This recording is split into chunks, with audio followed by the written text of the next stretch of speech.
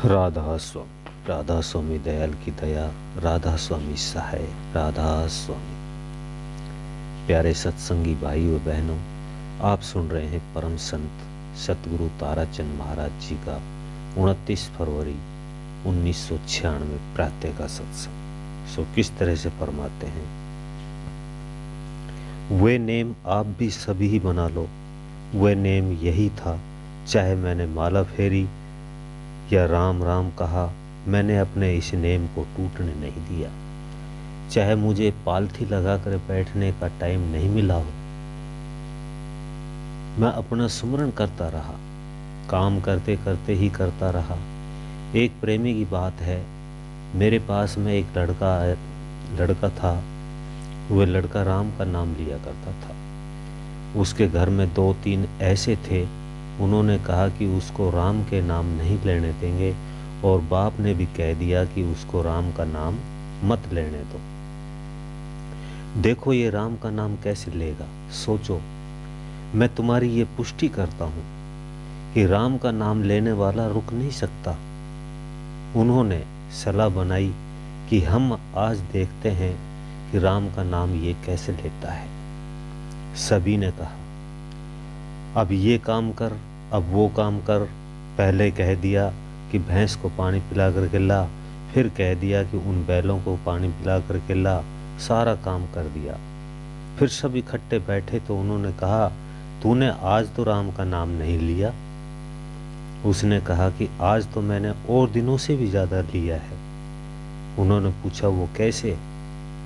उसने बताया कि जब मैं भैंस को पानी पिलाने गया था तो उस वक्त राम का नाम लेता चला गया और लेता ही वापिस आया।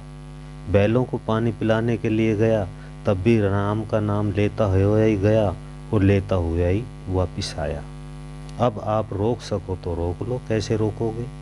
इसी तरह से मीरा ने भी कहा था कि हाथ पैर से काम करूंगी, मुख से राम भजूंगी। कौन रख सकता है?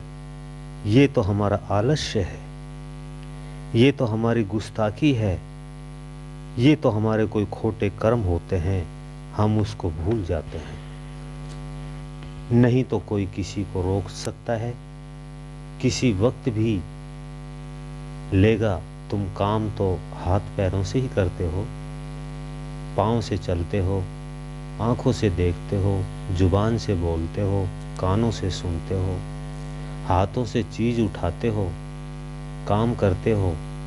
जो सुमरन है वो तो और ही कुछ है। पहले सूरत से जरब लगाओ, फिर वह आप ही आप बन जाता है। काफी लोग कहते हैं कि हम तो राम के नाम घर वाले लेने नहीं देते, ध्यान में बैठने नहीं देते। ध्यान में बैठना तो तुम्हारा हर वक्त ही रहता है। घर वाले तुम्हारे पहरा देते हैं, पर बदमाश आदमी रुकता नहीं है। वह कोई सुराख देख करके कहीं न कहीं से निकल जाता है। जैसे ध्यान में बैठते वक्त मन निकल जाता है शरीर के अंदर से, इसी तरह से बदमाश भी घर से निकल जाता है। सबकी आंखों में धूल झोंक कर निकल जाता है। इसी तरह से मन तुम्हारा चला जाता है। तो क्या तुम सुमरन नहीं कर सकते हो? सुमरन भी तुम इसी तरह से अगर पक्के हो तो कर सकते हो। सुमरन तो सुमरन ही होता है। नहीं तो घर को छोड़ना पड़ता है और न ही बच्चों को छोड़ना पड़ता है। पर सुख में कम सुमरन किया जाता है, दुख में ज्यादा किया जाता है। मेरे साथ में एक बार ऐसी घटना घटी, ये बात कई बार बताई है। मैं बड़ा दुखी था, कहीं जाना पड़ गया, बड़ी परेशानी थी, पैदल जाना था। मैं ऊंट की पूंछ पकड़े पकड़े शिवानी गया, शिवानी से फिर आया और राम राम करता गया। इतना राम राम कहा कि जब मैं आगे गया तो वह काम तत्काल ही बन गया, एकदम पीछा छूट गया। मैंने कहा कि राम ने बड़ा काम किया। वैसे ही राम को याद करता तो राम आगे आगे नाचता। हमारे ही अंदर खुद में कमी है। हम सुख में तो भूल जाते हैं और दुख में हाय हाय करते रहते हैं। फिर भी कितना अच्छा है। कहते हैं दुख में सुमरण सब करे, सुख में करे न कोई, जो सुख में सुमरण करे तो दुख काहे को होए। सुख में सुमरण ना कीना, दुख में कीना याद, कहत कबीरता दास की कौन सुने फरियाद। तब उसकी फरियाद कोई भी नहीं सुन सकता। मेरा कहने का मतलब है कि दुख में दुखी मत हो। ये सोचो कि मालिक ने एक दात भेजी है और तू मालिक को ज्यादा याद करता रहा तो तेरा बेड़ा पार हो जाएगा। पर हम दुख में दुखी होकर के भी परमात्मा को छोड़ देते हैं। नहीं, कभी भी मत छोड़ो। मैंने तो नहीं छोड़ा। इतना दुखी हुआ कि बड़ा भारी, घर छोड़ दिया, वे नाम कभी भी नहीं छोड़ा। साथियों ने साथ छोड़ दिया, वे नाम नहीं छोड़ा। नाम और साथी तो वही होते हैं जो दुख में मदद करते हैं। खाने पीने के लिए तो सारे ही मजनू बन जाते हैं। आपने ये मिसाल सुनी होगी। महाराज जी मिसाल दिया करते थे। लैला ने अपने पिता से कहा कि पिताजी आप ऐसा कर दो, मजनू अगर किसी दुकान से कोई चीज ले आए तो उसको ये कह दो कि मजनू से पैसे न मांगे, उन पैसों को अपने खजाने से दे देना। उसने कहा ठीक है बेटी। उसने वही रुख का मरवा दिया कि मजनू अगर किसी भी दुकान से चीज ले तो उनसे पैसे मत लेना, वो पैसे खजाने से मिल जाएंगे। अब ऐसा हुआ कि सारा ही देश मजनू बन गया। 1 2 3 दिन बीत गए। चौथे दिन लैला के पिता ने कहा कि बेटी मजनू एक है कि सारा देश है? मेरा तो खजाना ही इन मजनुओं ने खाली कर दिया। चैन नहीं लेने देते हैं। कोई आता है कहता है कि मजनू कपड़े ले गया, कोई कहता है बिस्तर ले गया, कोई कहता है कि पैसा ही ले गया, कोई कहता है जलेबी ले गया, कोई कुछ कहता है, कोई कुछ कहता है। इन मजनुओं ने तो शहर ही लूट लिया है। लैला ने कहा कि पिताजी कोई बात नहीं, आज मजनू का पता लग जाएगा। उसने 2 जल्लाद लिए और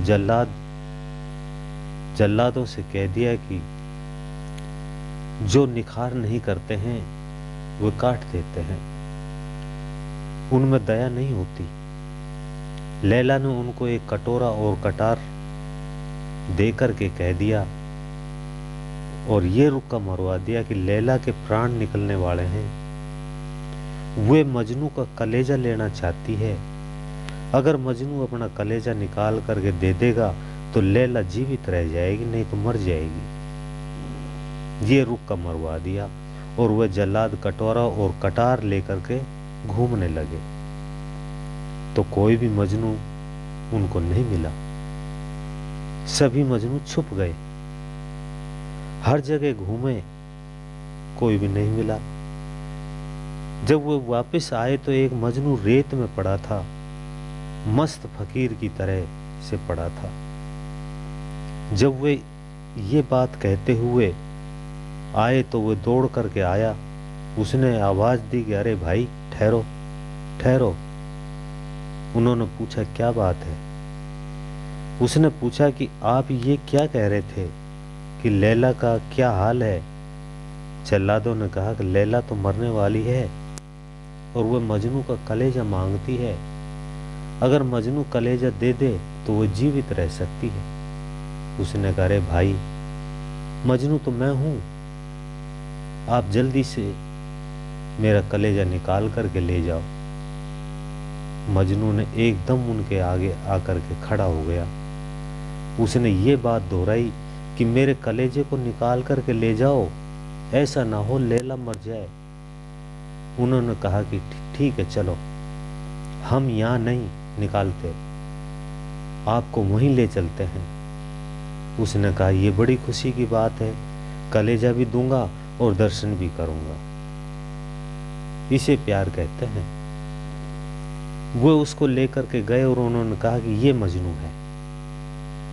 अब लैला ने कहा पिताजी मजनू तो यही है। इसको खाने पीने का शौक नहीं है, कुछ भी शौक नहीं है।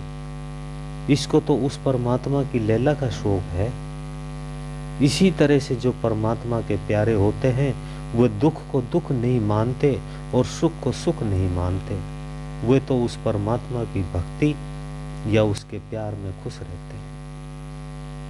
इसलिए उनमें न किसी का विरोध और न किसी से प्यार होता है। वे आते तो प्यार में हैं।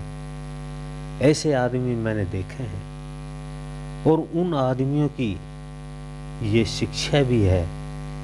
मैं थोड़ा सा चूका था, दुख भी थोड़ा सा मिला था, पर वे मुझे बचा गए। मैंने महाराज अरमान साहब से बड़ा भारी फायदा उठाया। उन्होंने मेरा जीवन बना दिया। कई बातें जो मुझे फकीर से मिली वे बातें अलग थी। एक दिन मैं बैठा था, परम दयाल जी फकीर ने कहा कि संत ताराचंद, आप सब लोगों को सबको ये बातें कहता हूं कि उन्होंने ये बातें मुझे कही थी और मैं ये आपको कहता हूं कि बेटा मेरी एक बात को याद रखना, धन दे देना, तन दे देना, मन किसी को मत देना। सोचो दुख किस में होता है? मन देने से दुख होता है। तन देने से दुख नहीं होता, धन देने से भी दुख नहीं होता। तो किसी को भी मन मत दे देना, नहीं तो जिंदगी बर्बाद हो जाएगी। सोई मैं आपको बताता हूं, किसी को यदि कोई मन दे देता है तो वो बर्बाद हो जाता है। मन अगर देते हो तो सतगुरु को दो, तुम्हारी जिंदगी सुधर जाएगी। कई लोग मन किसी पराये पुरुष को दे देते हैं, कई पराई स्त्रियों को दे देते हैं। सबकी इज्जत भी जाती है और धन भी जाता है। कई लोग पराये बच्चों से प्यार करते हैं, वो मन दे देते हैं और जब वो चोला छोड़ जाता है तो अपने को भी दे देते हैं। सो इस तरह से तो ऋणबंदी संसार है। ये तो हम अपने कर्मों का भोग भोगने के लिए ही आते हैं और अपना ऋण चुका करके चले जाते हैं। इसलिए ही उस दुख को सिर पर रखो और उस सुख को संभाल करके रखो। उस दुख को सिर पर रखो और दुख को संभाल करके रखो। दुख तो सभी में आता है। किसी को बेटे का दुख है तो किसी को घी जवाई का दुख है। मैं अपने जीवन की बातें बताता हूं। दुख तो लोगों का दुख भी था। मुझे तो लोगों का भी दुख था और मेरे पिताजी का भी दुख था। उनका ये दुख था, मैं डरता हुआ सत्संग में जाता था, और लोगों का ये दुख था कि उनको कुछ का कुछ सिखा देते थे। पर मैंने बताया कि मैंने सबको एक ही तरफ कर दिया। मीरा एक शब्द गाया करती थी, नाता नाम का बताया था, और एक और भी शब्द था कि लोक लाज कुल की मर्यादा, तोड़ दिया जूं तागा, मन लागा भय भाग्या, मन लागा भय भाग्या। कि मन लग गया तो लोक लाज आदि का, यानी कि जो कुल की लाज है ऐसे ही हो जाती है जैसे कच्चे धागे को तोड़ दिया जाता है। उसी तरह से जब मन लग जाता है तो लोक लाज का कोई काम नहीं रहता। हजूर महाराज और स्वामी जी जो पहली बादशाही हुई, उनके पास में दो लड़कियां आया करती थी, शिब्बो और बुक्की नाम था। कहते हैं कोई एक लड़की नहा रही थी, एक साधु चला गया तो मांगने वाले कई समझदार भी होते हैं। जैसा मजहब होता है वो वैसा ही रुक्का देकर मांगते हैं। उसने देखा कि यह तो गुरुमुख है, उन्होंने जाकर के रुक्का मार दिया कि दर्शन देख देख जीवा, गुरु मैं तेरा दर्शन देख देख जीवा। ये नानक साहब की वाणी है। अभी आप सुन रहे थे परम संत ताराचंद महाराज जी का ये सत्संग। इससे आगे का भाग सुनने के लिए वीडियो को लाइक करें, चैनल को सब्सक्राइब करें, ज़्यादा से ज़्यादा शेयर करें। सभी सत्संगी भाई बहनों को मेरा हाथ जोड़ करके राधा स्वामी जी।